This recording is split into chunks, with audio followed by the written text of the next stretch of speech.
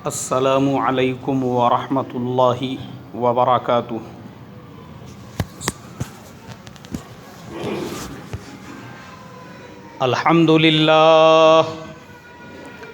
अल्हम्दुलिल्लाहि नहमदुहु व नस्तईनुहु व नस्तगफिरुहु व नुअमिनु बिहि व नतवक्कलु अलैहि व नऊज़ु बिल्लाहि मिन शुरूरि अनफुसिना व मिन सय्यिआति अअमालिना।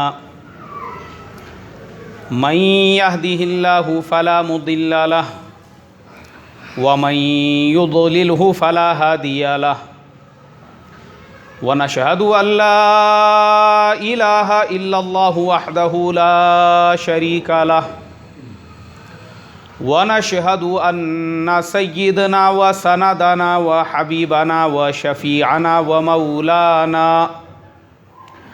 मुहम्मदन अब्दुहु व रसूलुहु अल्लज़ी उर्सिला बिल हक़्क़ि बशीरन व नज़ीरा। अम्मा बअदु फ़क़द क़ाल अल्लाहु तबारक व तआला अऊज़ु बिल्लाहि मिनश शैतानिर रजीम बिस्मिल्लाहिर रहमानिर रहीम। या अय्युहल्लज़ीना आमनू अतीउल्लाह व अतीउर रसूल व क़ाल तआला वमन युतिइर रसूल फ़क़द अताअल्लाह। सदक़ल्लाहुल अज़ीम। मोहतरम भाइयों, बुज़ुर्गों और दोस्तों,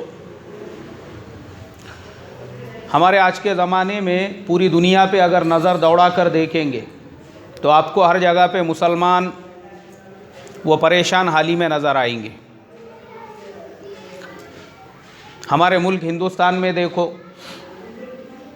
तो मुसलमानों के ख़िलाफ़ अलग अलग तरह की साजिशें हो रही है।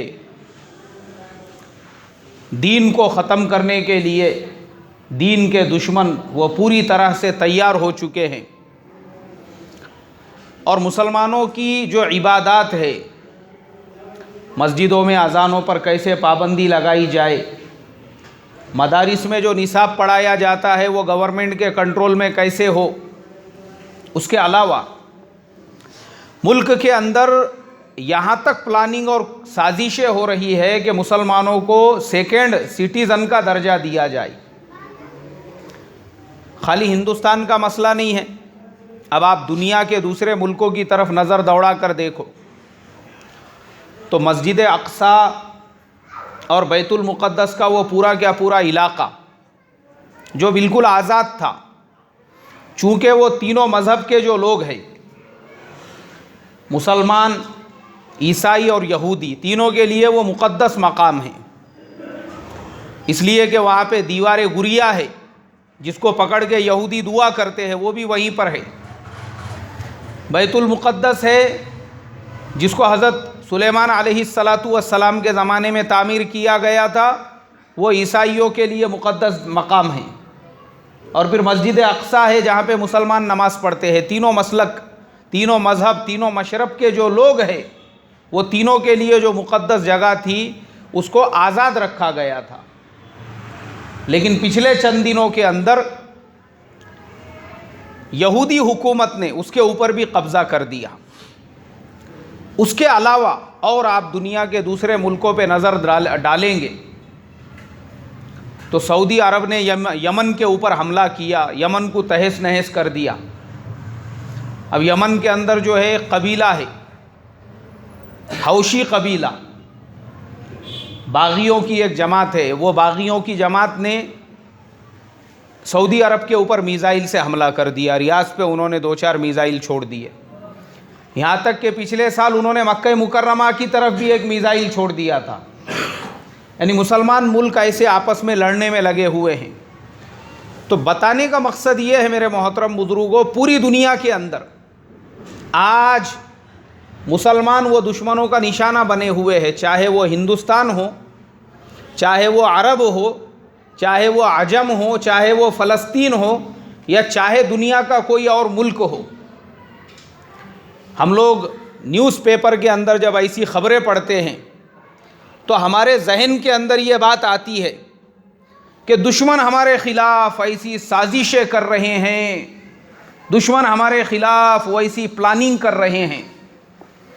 लेकिन मोहतरम बुज़ुर्गों, अगर हम इसकी डीप स्टडी करेंगे तो हमारे ये बात समझ में आएंगी, हम खुद अपने दुश्मन बने हुए हैं।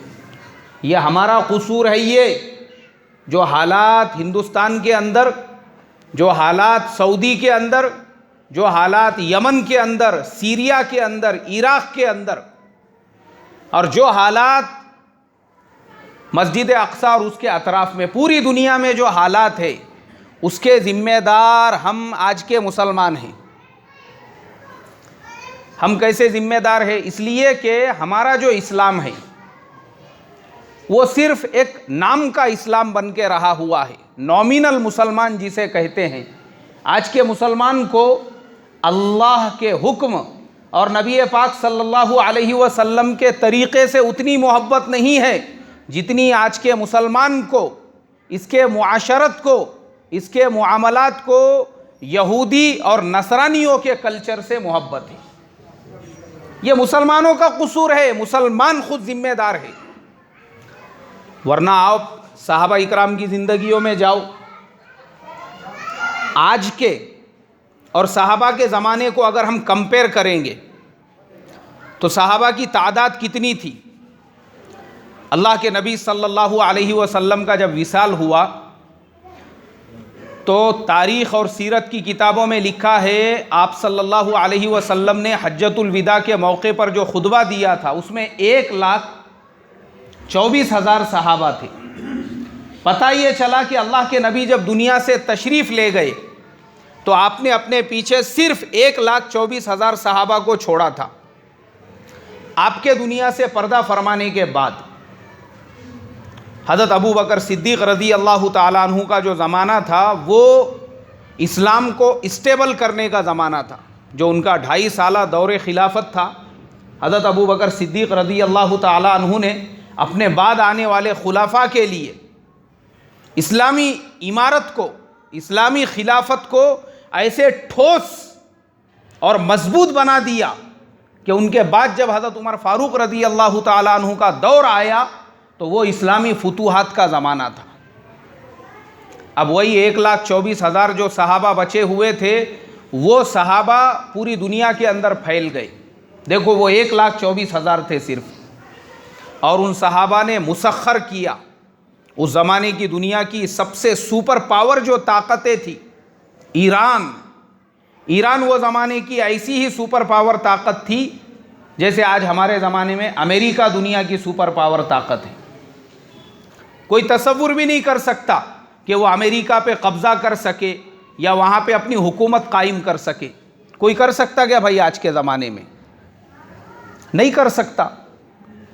वैसे ही सहाबा के ज़माने में ईरान वो दुनिया की सबसे सुपर पावर ताकत समझी जाती थी।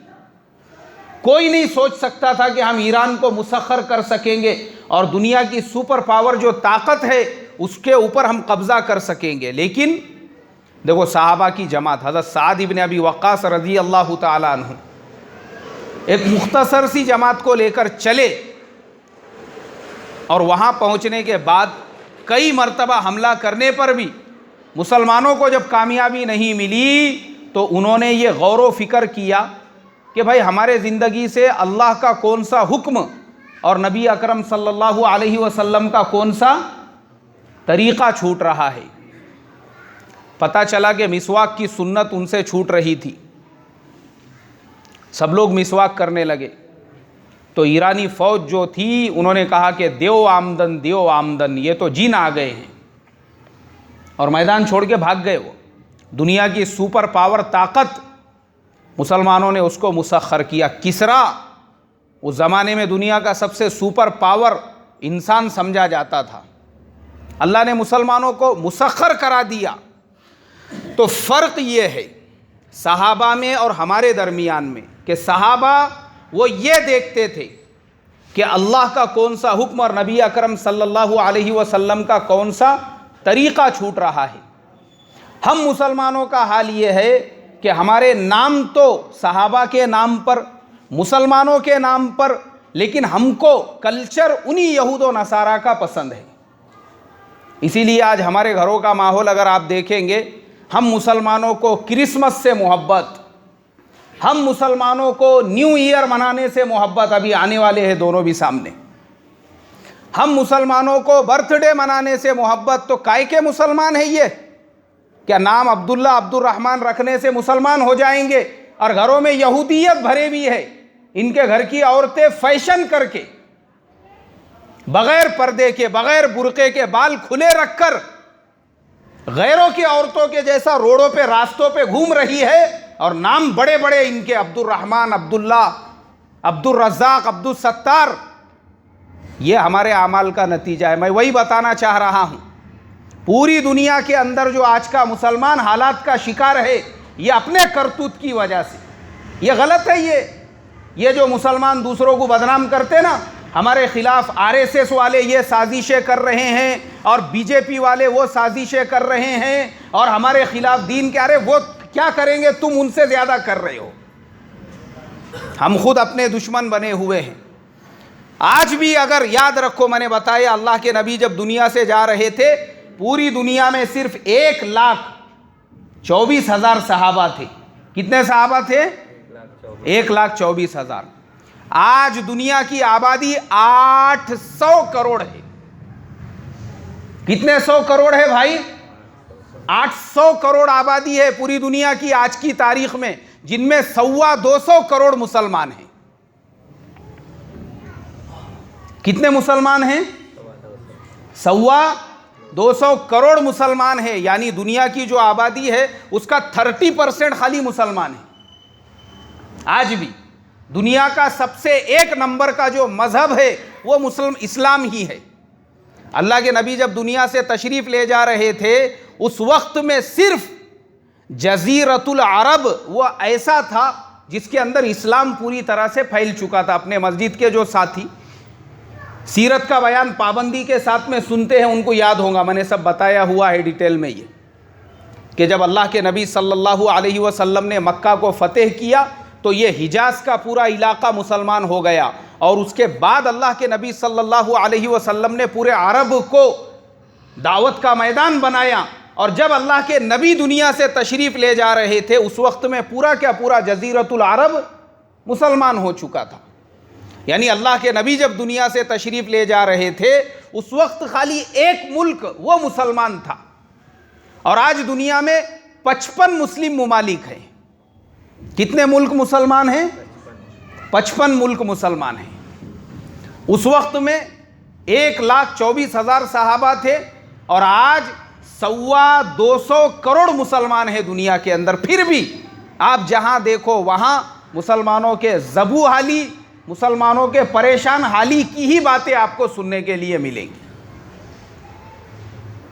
वजह यह है कि वो मुख्तसर सी जमात थी, लेकिन उनके सामने किताब व सुन्नत, अल्लाह का हुक्म और उसके नबी पाक सल्लल्लाहु अलैहि वसल्लम का तरीक़ा था।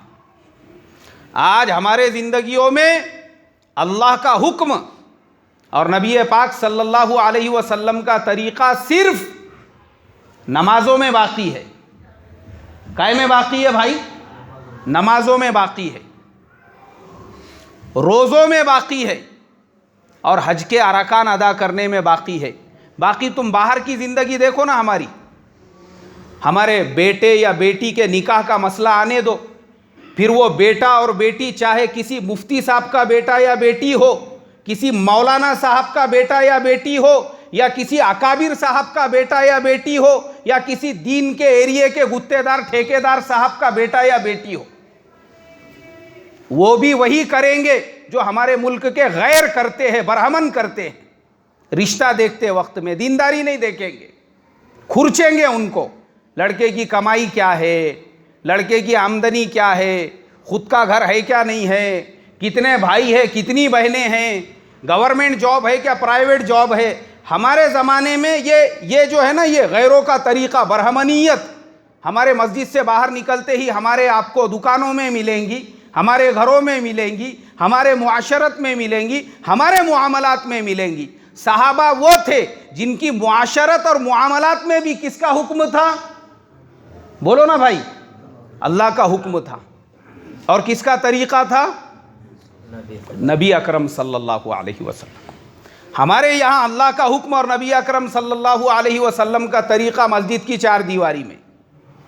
नमाज में अल्लाह का हुक्म, नमाज में नबी अकरम सल्लल्लाहु अलैहि वसल्लम का तरीक़ा, रोज़े में अल्लाह का हुक्म, रोज़े में अल्लाह के नबी का तरीक़ा, हज के अरकान में अल्लाह का हुक्म और अल्लाह के नबी का तरीक़ा, लेकिन बाहर निकलते ही।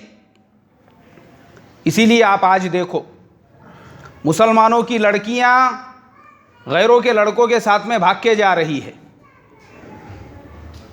मैं आपको बताता हूं, अभी 3 दिन पहले ही महाराष्ट्र के एक ज़िले में सूअर पकड़ने वाली जो कौम रहती ना, सूअर पकड़ने वाली, अभी मैं उनका नाम नहीं ले सकता, मस्जिद के अंदर उनके लड़के के साथ में एक मुसलमान घराने की लड़की भाग के चली गई। वो उसके साथ में रह रही है।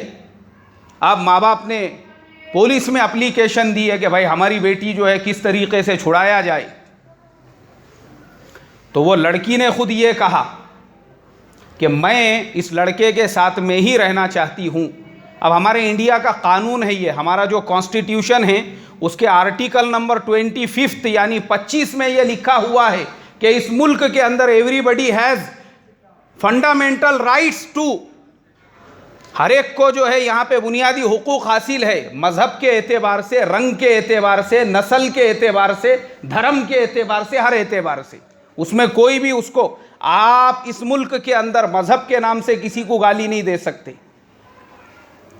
कलर के एतबार से किसी को बुरा भला नहीं बोल सकते, ज़ात के एतबार से कि ये ज़ात का है और मैं वो ज़ात का हूँ नहीं दे सकते। ये कानूनन जुर्म है हमारे मुल्क में, ये फंडामेंटल राइट्स है। कोई भी किसी भी मज़हब के लड़का या लड़की से निकाह कर सकता है, शादी कर सकता है, रोक नहीं, गवर्नमेंट रोकना तो दूर की बात है, ये तो उनको खुद कॉन्स्टिट्यूशन ने हक दिया हुआ है। पुलिस ने दोनों हाथ ऊपर उठा ली, हम कुछ भी नहीं कर सकते क्योंकि लड़की बालिगा है। वो अपने मुंह से ये बोल रही है कि मैं ये सूअर पकड़ने वाले के साथ में रहना चाहती हूँ, हम कुछ नहीं कर सकते। उसने तहरीरी तौर पर दे दिया। मुझे बताओ ना आप, एक मुसलमान की लड़की एक सूअर पकड़ने वाले के साथ में भागकर जा रही है, इसके जिम्मेदार हम, क्योंकि हमारे ज़िंदगियों में अल्लाह का हुक्म और नबी अकरम सल्लल्लाहु अलैहि वसल्लम का तरीक़ा कहाँ पे है भाई? खाली मस्जिद की चार दीवारी में। निकाह का जब मसला आया, हम लोग खुद, आप देखो, गौर करो, हमारे यहाँ जो लोग दीन की बातें करने वाले हैं उनमें आपको अक्सर ऐसे मिलेंगे उनके बेटों की उम्रें 30-30 साल हो गई, बाप अभी भी शादी नहीं कराना चाहते। जो लोग मस्जिदों में अपना ज्यादा से ज्यादा वक्त गुजारने वाले आपको ऐसे भी मिलेंगे। जब दीनदारों का ये हाल है, दुनियादारों की हम क्या बात कर सकते हैं। हमारे नौजवान जो बहुत सारे ऐसे मिलेंगे आपको, माशाअल्लाह दीन के रास्ते पे चलने वाले हैं, उनकी उम्रें 30-30, 35-35 साल हो गई, बास के टकले हो गए सर के ऊपर, बचे कुछ 2-4 डजन बाल बचे हुए होंगे अभी, फिर भी वो शादी नहीं करना चाहते। अरे भाई शादी करो ना, तुम्हारे जैसे शादी वक्त पे नहीं कर रहे, इसकी वजह से मुसलमानों की लड़कियां किसके साथ में भाग रही? किसके साथ में? गैरों के साथ में। इस्लामी शरीयत के एतबार से लड़का या लड़की जब बालिग हो जाए, फौरन क्या करके देना चाहिए भाई उनका? हमारी टेंडेंसी देखो, मैं यही बता रहा हूं शुरू से, हमारे ज़िंदगियों में दीन, अल्लाह का हुक्म, उसके नबी का तरीक़ा मस्जिद में, लेकिन यहूदियत हमारे घरों में, हमारे कारोबार में, हमारे मुआमलात में, हमारी मुआशरत में। निकाह का मसला आया, फिर दीनदार साहब भी या फिर मौलवी साहब क्यों नहीं रहते, कोई भी रहने दो, अरे बोले बच्चे का अभी तक फ्यूचर नहीं बना। अब वो फ्यूचर बनाने के चक्कर में, हमारे ज़माने में फ्यूचर इसका मतलब अल्लाह की ज़ात पे यकीन नहीं है, खाली बोल है हमारी ज़ुबान पे कि करने धरने वाली ज़ात एक अल्लाह की है, वो दिल में नहीं उतरे अल्फाज अभी तक। नहीं बोले अभी बच्चे का फ्यूचर बनाना है। अरे हज़रत, उसका फ्यूचर बनाने के चक्कर में टकला हो रहा उसका, बाल पूरे झड़ रहे उसके, कम से कम उसकी ज़िंदगी तो बनाओ। पहले तो उम्र आज के ज़माने में मुख्तसर सी 50 साल 60 साल मुश्किल से लोग जी रहे हैं, उसमें उसका फ्यूचर बनाने में अगर 30 से 35 साल चले जाएंगे, शादी के बाद की ज़िंदगी कितने साल गुजारेगा ये मसले है हमारे ज़माने में, फ्यूचर बनाने के चक्कर में। अब वो शादी करने को तैयार नहीं नौजवान हमारे। शादी की उम्र है 21 साल 20 साल, गवर्नमेंट रूल के हिसाब से फौरन याद रखो हम मुसलमान कसूरवार हैं, हम मुसलमान कसूरवार हैं। अगर हमारे नौजवान वक्त पे निकाह करते थे 21 साल 20 साल की उम्र में फौरन, और उम्मत की ये जो बेटियां हैं जो इस तरीके से गैरों का हाथ पकड़ के भाग रही है, वो लड़की की उम्र 26 साल है। कितने साल है भाई उसकी उम्र? 26 साल की उम्र है। हालांकि रूल के हिसाब से 16 साल 17 साल की उम्र में उसका रिश्ता तय करके 18 साल की उम्र में आप निकाह कर सकते, जितना जल्दी। और इसमें बेटी वाले भी कसूरवार हैं। हमारे ज़िंदगियों में भी अभी तक अल्लाह का हुक्म और उसके नबी का तरीक़ा नहीं आया। मैं देखता हूँ बहुत सारे लोग रिश्ता आने के बाद में वो ऐसी यानी खुरचते वो लड़के वालों को भी, लड़का क्या करता है, उसके बाप क्या करते हैं, दादा क्या करते थे, उसके चचा क्या करते हैं, ताया क्या करते हैं। रुको, मैं बोला तुम ज़रा 1-2-4 दिन मैं तुमको पूरे मोहल्ले की लिस्ट ला के देता, इधर के 40 घर वाले क्या करते हैं और इधर के 40 घर वाले क्या करते हैं। रुको, मैं बोला 1-2-4 दिन ने तुमको पूरे मोहल्ले का सर्वे, क्या पूरे हड़पसर का सर्वे ला के दूँ? अरे तुमको लड़के को अपनी बेटी देना है तो तुम उसके ज़िंदगी में देखो अल्लाह का दीन और उसके नबी का तरीक़ा है क्या नहीं। मुसलमान परेशान है और मैं आपको कई मिसालें देकर बता सकता हूँ। आज हमारा हाल, हम दुनियादार, मैं बता रहा हूँ ना, अल्लाह का हुक्म उसके नबी का तरीक़ा मस्जिद की 4 दीवारी में, निकाह के मसाइल ऐसी बारीक बारीक चीज़ें। एक साहब मुझे कहने लगे मौलाना हमारे बेटी के लिए रिश्ता देखो रिश्ता देखो रिश्ता देखो। अब एक नौजवान की वालिदा ने मेरे से कहा, बोले मौलाना अपना बेटा भी माशाअल्लाह 1 नंबर का मैकेनिक है और माशाअल्लाह फुलाने कंपनी के अंदर जो है वो वही लाइन का काम करता है। बच्चा कम पढ़ा लिखा था, कुछ 10वीं 12वीं किया हुआ। अब जिन्होंने मुझसे कहा रिश्ता देखो रिश्ता देखो, मैंने उनसे कहा देखो माशाअल्लाह एक जगह पे रिश्ता है, लेकिन लड़के के दीनदारी की गारंटी मैं लेता हूँ। वो मेरा शागिर्द है, 5 वक्त की नमाज़ों का पाबंद है, माशाअल्लाह उसका चिल्ला भी लगा हुआ है और जैसा जैसा मौका मिलता है 3-3 दिन भी अल्लाह के रास्ते में लगाता है। उसके अलावा नमाजी है, उसको कोई गलत आदत नहीं है। बहुत अच्छी बात है माशाअल्लाह, इससे अच्छी बात क्या हो सकती है। ठीक है, बोले फिर आप इतवार के दिन, मैंने कहा देखो मुझे इतवार के दिन छुट्टी रहती, दूसरे दिन नहीं रहती। ठीक है मसला नहीं है, कोई मसला नहीं है। इतवार के दिन मैं और मेरे वालिद साहब हम दोनों एक मोटरसाइकिल के ऊपर बैठ के आ रहे हैं। मैंने कहा कोई मसला ही नहीं है। मैंने वो लड़के की वालिदा से कह दिया, वो लड़के से भी बोले, उन्हें कहा मुझे भी इतवार को छुट्टी रहती। मैंने कहा खाला वो आने वाले हैं देखने के वास्ते में। हाँ आन दो ना, बोले कोई मसला नहीं है। उन्होंने बेचारों ने पूरी तैयारी वगैरह करके रखे।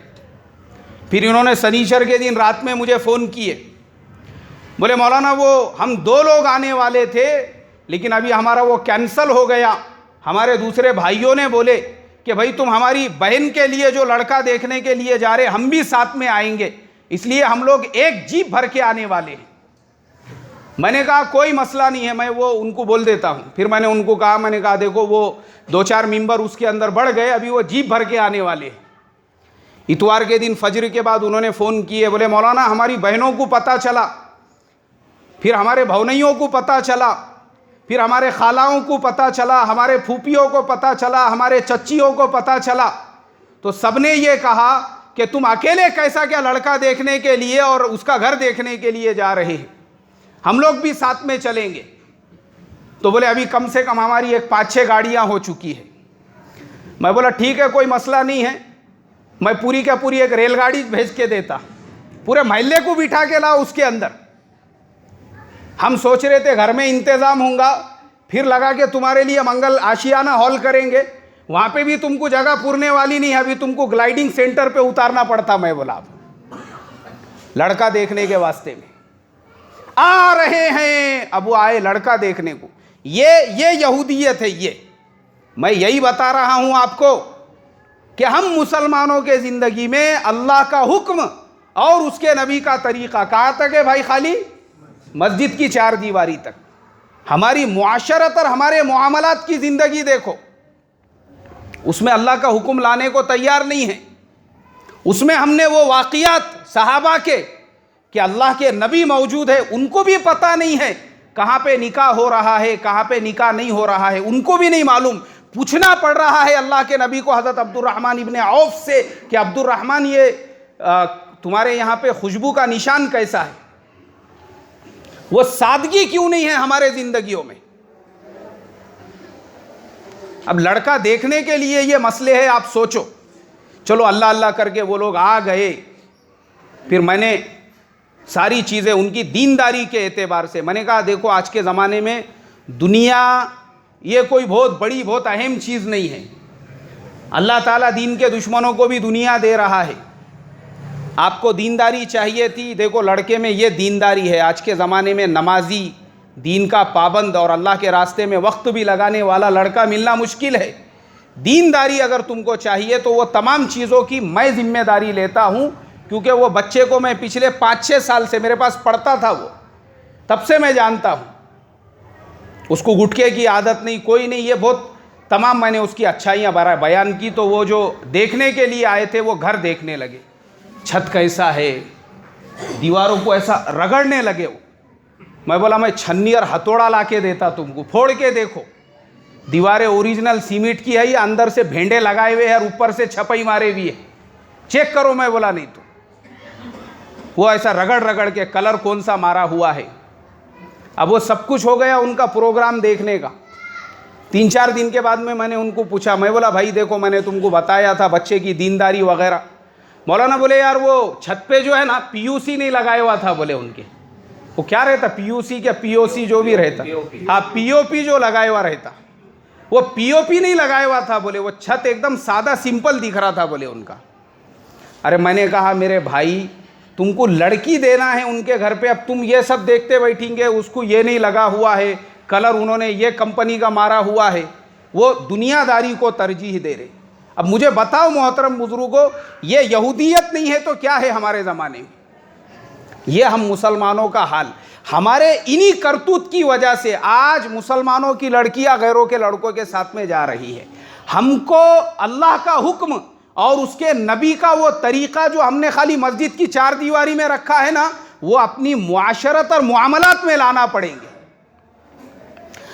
पड़ेगा हमको कि जो लड़का जिसको निकाह करना है आप उसको अकेले को लेकर जाओ और उसको लड़की दिखाओ, तो फिर समझ में आएगा कि हमारा मुआशरा सहाबा वाला मुआशरा बन रहा है। हमारे शादियों में ये जो शादी कार्ड छापने का भी जो सिस्टम बना हुआ है, कितने खर्चे हैं हमारे यहाँ पर।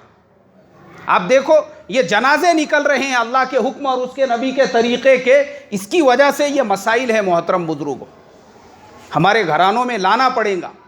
हाँ आज ये पूरी दुनिया में हम जो हालात का शिकार है, असल जो मेरा मौजू था आज का वो मौजू यही था कि आज हम लोग दूसरी भी जो बहुत सारी खुराफात है, अभी जैसे क्रिसमस आने वाला है, आप देखो ये गैरों का त्यौहार है।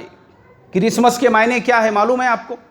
मुसलमान एक दूसरे को विश, क्योंकि मुसलमानों को मॉडर्न बनना है भाई, तो मॉडर्न बनने के चक्कर में हमारे मुसलमान एक दूसरे को मैसेज करते हैं, विश करते हैं एक दूसरे को। लेकिन मैं आपको बताता हूं क्रिसमस का मतलब ये होता है कि अल्लाह तबारक व तआला को उस दिन औलाद पैदा हुई, नऊज़ बिल्लाह। और हम मुसलमानों का ये अकीदा है, कुल हु अल्लाहु अहद अल्लाहुस समद लम यलिद वलम यूलद वलम यकुल लहू, ना अल्लाह तबारक व तआला के माँ बाप है और ना ही अल्लाह तबारक व तआला की कोई औलाद है। ये अकीदा है हमारा। अब अगर एक मुसलमान वो किसी को विश कर रहा है क्रिसमस के ऊपर, इसका मतलब ये है वो मुसलमान खुद इस बात की गवाही दे रहा है नऊज़ बिल्लाहि मिन ज़ालिक कि अल्लाह तबारक व तआला को उस दिन औलाद हुई थी। इससे हमने परहेज करना चाहिए। मगर मसला हमारा ये हो गया, हमारा दीन चार दीवारी तक रहा और बाहर पूरी यहूदियत और नसरानियत हमारे ज़िंदगियों में आ गई, हमको उसका एहसास भी नहीं है। फिर उसके बाद आगे और एक एक मरहला आने वाला है नए साल का। किसका नया साल है? मुसलमानों का नया साल है। मुसलमानों का नया साल शुरू होता है 1 मुहर्रम से। कब से शुरू होता है भाई? 1 मुहर्रम से। इसीलिए अभी मैंने भी ये तरतीब बनाया हूँ। आप लोग जो ईशा की नमाज में होते हैं वो ध्यान देते होंगे कि हर महीने की, हमारी जो इस्लामी महीने की आखिरी तारीख़ है, उसमें हम ऐलान करते हैं मगरिब में कि भाई चाँद देखने की फ़िक्र करो, और अगर हमको रुयत हिलाल से इत्तला मिलती है तो हम ईशा में ऐलान कर देते हैं कि चाँद नज़र आ गया और कल से इंशाअल्लाह रबीउल सानी की 1 तारीख़ रहेगी या रबीउल अव्वल की 1 तारीख़ रहेगी, ताकि हमारे मुसलमानों को पता चल सके कि ये महीना कौन सा चल रहा है और कौन सी तारीख़ है। ये फ़र्ज़ किफ़ाया है। मगर अल्लाह रहम करे हमारे हाल पर, हमको हमारे इस्लामी महीनों के नाम पता नहीं, इस्लामी तारीख़ पता नहीं। आज कौन सी इस्लामी तारीख़ है उसके कंपैरिजन में अगर आप देखेंगे, अल्लाह मेरी तुम्हारी हिफाजत फरमाए मोहतरम बुजुर्गों, ये अजाब हमारे उन नौजवान, देखो अभी से हमारे नौजवान बुकिंग के अंदर लगे हुए, नया साल कहाँ मनाना है, फुलानी जगह पे मनाना है। मुसलमान नौजवान 5-5 हज़ार रुपये दे के वहाँ पे बुकिंग करा रहे हैं। काय के वास्ते? वहाँ पे क्या होने वाला है? वहाँ पे अल्लाह और उसके रसूल के तरीक़ों के जनाजे निकलने वाले हैं। वहाँ डीजे होगा, शराब पी जाएगी और वहाँ पे अल्लाह और उसके रसूल के पूरे यानी अहकामात का जनाजा निकाला जाएगा। अब मुझे आप बताओ ना, ये मुल्क में जो हालात है ये हमारे दुश्मनों की वजह से है या हमारी वजह से है? आप बताओ मुझे, मैं आपको बताता हूँ। मेरे सामने की बात है, मैं इमामत करता था एक मस्जिद में, ऐसी वहाँ पे 31 के लिए मुस्लिम नौजवानों का एक पूरा क्या पूरा ग्रुप ऐसी पैसे जमा करके वो कहीं पे फेस्टिवल मनाने के लिए गए। दूसरे दिन फजर की नमाज में इत्तला मिली कि हमारे महल्ले के एक नौजवान का, वहाँ बहुत सारे लोग, क्योंकि रात भर वो बेतहाशा शराब पीते हैं और शराब के नशे में किसी ने एक दूसरे को मारा तो एक की जान चली गई। वहाँ पर माँ बाप की जिम्मेदारी है ये, माँ बाप अपने नौजवानों को अपने घरों के अंदर रखें। ये हमारा तरीक़ा नहीं, हमारा कल्चर नहीं। और वो नौजवान अपने माँ बाप की एक लौती औलाद था। सुबह में पता चल रहा है कि रात में शराब और कबाब और धिंगाने में किसी ने उस नौजवान की जान ले ली, कत्ल हो गया उस नौजवान का, मुस्लिम नौजवान। हमारे लिए कितने अफसोस की बात है। इसलिए मेरे मोहतरम बुजुर्गों, हम मुसलमान हैं। हमारे मौलाना यूनुस साहब रहमतुल्लाह अलैहि फरमाया करते थे, हमारे प्यारे नबी अकरम सल्लल्लाहु अलैहि वसल्लम हमको सुबह उठने से लेके रात को सोने तक का तरीक़ा बता कर गए।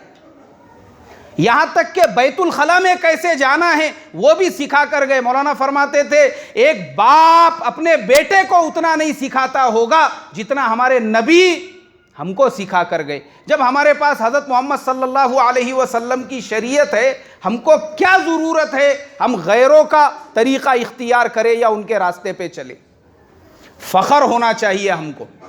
क्या होना चाहिए भाई? हमारे को फ़ख्र होना चाहिए। काय पे? बुलेट के ऊपर, कार के ऊपर, बंगले के ऊपर, गाड़ी पे। काय पे होना चाहिए? हमारे इस्लामी कल्चर पर। काय पर? हमारे इस्लामी कल्चर पर। कैसे होना चाहिए मैं आपको बताता हूँ। अभी देखो, पिछले दिनों में एक जो है ना वीडियो क्लिप चला था, एक 30 सेकंड का। एक मुसलमान दाढ़ी वाला खड़ा हुआ है और वहाँ पे जो है ये सबको गले में गोल्ड मेडल डाले जा रहे हैं। वो पूरे एथलीट थे और जो गोल्ड मेडल लेकर जो मस्तूरात चल रही थी वो पूरी तरह से बरहाना थी। वो बरहाना मस्तूरात जैसे ही उस मुसलमान के सामने आई, उसने फ़ौरन अपने सर पे की टोपी निकाल के अपने आंखों के सामने रख दिया।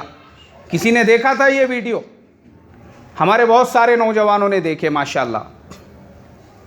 मैंने बाद में तहकीकात किया, भाई वो मुसलमान कौन हैं, कहाँ के हैं, उनमें इतना तकवा कैसा क्या आया। पता चला वो मुसलमान सऊदी अरब का नहीं है, वो मुसलमान किसी इस्लामी मुल्क का नहीं है, वो मुसलमान रशिया का रहने वाला है। कहाँ का रहने वाला है भाई? और मैं आपको बता दूं, रशिया वो मुल्क है जिस मुल्क के अंदर 80 साल तक अजान पर पाबंदी, नमाज पर पाबंदी, रोज़े पर पाबंदी, मस्जिदों के दरवाजे लगा दिए गए थे। वो रशिया का वो पहलवान एथलीट, कुश्ती खेलने वाला, वो जीत गया, उसको गोल्ड मेडल पहनाया जा रहा था। रशिया में कितनी आबादी होंगी मुसलमानों की, लेकिन वैसे मुल्क का मुसलमान, उसको फ़ख्र है अपने इस्लामी शाइर के ऊपर। मैं मुसलमान हूँ, मेरी शरीयत में दाढ़ी रखना फ़र्ज़ है, फ़र्ज़ है, मेरे नबी की सुन्नत है, सुन्नत है, मैं चाहे रशिया में रहूँ कि अमेरिका में रहूँ। इतनी बड़ी दाढ़ी उसके चेहरे पे। मेरे अल्लाह का हुक्म है अपने आँखों की हिफाजत करना फ़र्ज़ है, मैं चाहे अमेरिका में रहूँ या रशिया में रहूँ। वो लड़की आई सामने, वो रशिया का नौजवान, उसने अपने आँखों पे क्या डाल दिया? अपनी टोपी डाल दिया। ये चीज़ कब पैदा होती है? जब अल्लाह और उसके नबी का हुक्म मस्जिद की 4 दीवारी से निकलकर बाहर की मुआशरत और मुआमलात में भी आता है। तो इसके लिए मोहतरम बुजुर्गों, ये क्रिसमस, ये बर्थडे, ये नया साल, ये अपना कल्चर है क्या? नहीं है। इसके लिए हमको इससे बचना है, इसके मनाने से, इसको फटाके उड़ाने से, डीजे बजाने से और तमाम तरह की जो खुराफात इस रात में मुसलमान करते हैं, उससे अपने आप को महफूज रखना है और अल्लाह तबारक व ताला का शुक्र अदा करना है कि अल्लाह ने हमको मुसलमान बनाया और हज़रत मोहम्मद सल्लल्लाहु अलैहि वसल्लम जैसा नबी अता फरमाया, उनका कल्चर दिया। इसलिए हम इंशाअल्लाह उनके रास्ते पर और उनके तरीक़े पे चलेंगे। बोलो इंशाअल्लाह। अल्लाह मुझे आपको कहने सुनने से ज़्यादा अमल की तौफ़ीक़ अता फ़रमाए। अभी जिनकी सुन्नतें बाकी है वो साथी सुन्नतें पढ़ ले भाई।